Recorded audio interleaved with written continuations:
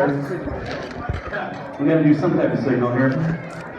All right, ladies and gentlemen, before we get there, and I know Paul is just standing here. He wants the microphone, and I know how much he loves to have the microphone. I'd love to recognize the parents that helped to put today on. So, ladies and gentlemen, without further ado, the parents of the bride, Paul and Marie Deuster. How about a nice round of applause?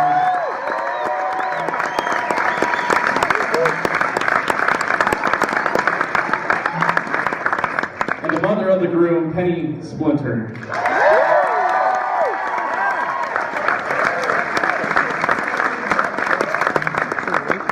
Still itching to go, ladies and gentlemen, our first toaster of the evening, Mr. Paul Deuster.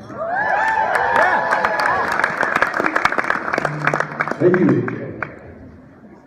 So I'm sorry for the notes. I wrote everything down so I get the right words, so I'm going to probably read from my paper as much as I can. But good evening to everyone and welcome. Those who don't know me, I'm Paul Deuster. I'm Sarah's dad. And just think of my comments as a quick warm-up act for Uncle Danny and Ray. I'll try to be quick. I'd like to start by extending a warm welcome on behalf of myself and my wife Bree, along with Penny, for everyone coming tonight. And despite Sarah and Mitch planning a wedding in Iowa in the middle of the winter, I'm very pleased to see that so many family and friends were able to make it here. And I know that some of you traveled a long way. The door prize goes to... Anybody want to guess? Door prize goes to Paul Fitzgerald, who made the trip from Nigeria, Africa.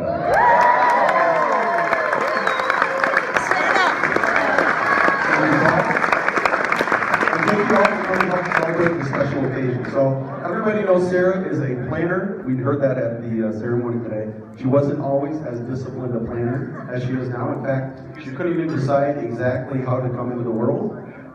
It ended up, she went from a scheduled delivery to an emergency one. And so the good news was that I got to sit in the rocking chair in the recovery room and hold her first. We didn't know in advance if we were having a boy or a girl. So when the nurse asked me if I had a name picked out, and I said I sure do, it's Thomas. She's going to hate it. Throughout high school and college and in graduate school, Sarah has developed and demonstrated her leadership skills and negotiation skills. And now, Mitch, you get to benefit from all of those. As an example, I asked during their marriage preparation with Jeff, some of the sessions they were talking about, I said, did you have the discussion about family and children? And he said, yeah, we did. We were out for a walk one night. I said, I'd like to have 2 children. And Mitch said he'd like to have 8. So we talked about it and we negotiated, had a little compromise, and we're going to have 2. So welcome to the family, Mitch. A good story about one afternoon in October of 2004. Marie and I were taking her mom to a show at the Moon Bar, and it was 2014, I'm sorry. It wasn't that, 2014. And Mitch said, I'm going to be in Dubuque just by myself, and I'll join you if I want to, which was kind of odd because it was like an old-time revival music. He was the youngest one there by 20 years. But he went along, and after that we went to, when we got in there, this was pretty cute too.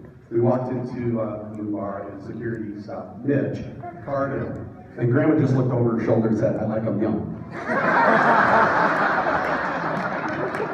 So, Grandma was on Mitch's arm all night. That was his thing. After dinner, or after the show, then we went to Hula Hands, and immediately Mitch got up and went to the restroom, and Marie commented, that's like the 4th time he's gone to the restroom tonight, so he's not feeling well or something's up.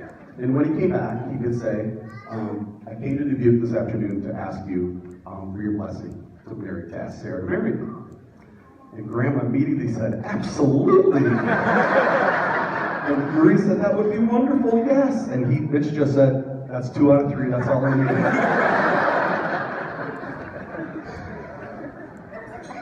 So Mitch, I'd like to formally respond today with my final vote. I'm honored to have you as a son-in-law. Welcome to the family.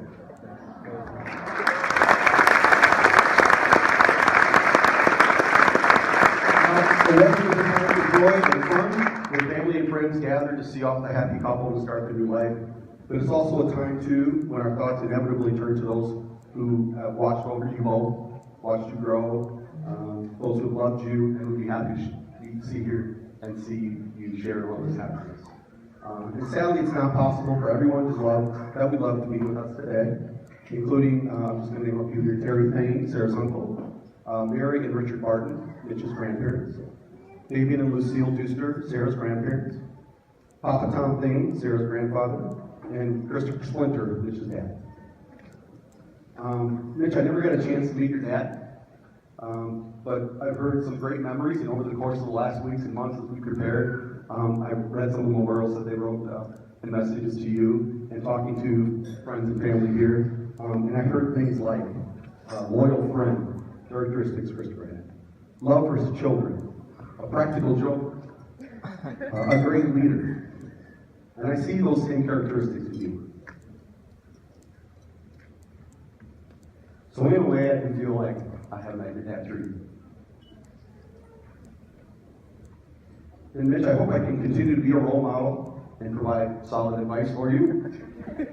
Things like when we go golfing together, and I suggest that maybe you're not left-handed.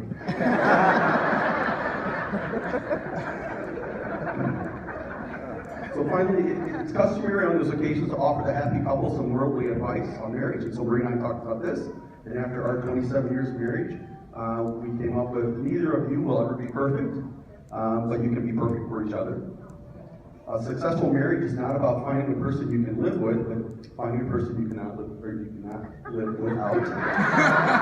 That was so close. As an example, the one we came up with, one of you is very organized and actually packs clothes in a suitcase when they travel, and the other one can reach stuff on my shelves. So it's my great pleasure to propose the first toast to the happy couple. Please raise a glass to the bride and groom. Here's to the past for all that you've learned. Here's to the present for all that you share. And here's to the future for all that we will have together.